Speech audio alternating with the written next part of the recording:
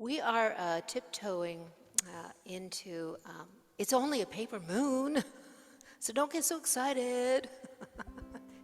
And we're doing it a la James Taylor, which has a Latin feel to it. So we were talking about, oh my gosh, what kind of strum pattern can we use with our right hand? And I just love the island strum, which is a down, down, up, up, down, up. It's syncopated.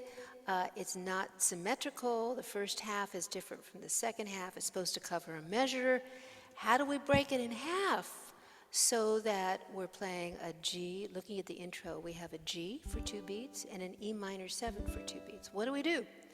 So as I was laughing and explaining to you guys, my fingers are way ahead of my brain.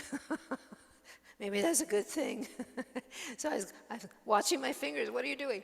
So I was going down, down with the G, and then finishing up the strum pattern with the E minor going up, up, down, up, down. So the island strum is down, down, up, down, up, down, down, up, down, up, down, down, up, down, up, down, down, up.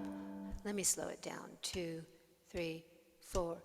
Down, down, up, down, up, down, down, up. You see how I'm changing between a G and an E minor 7.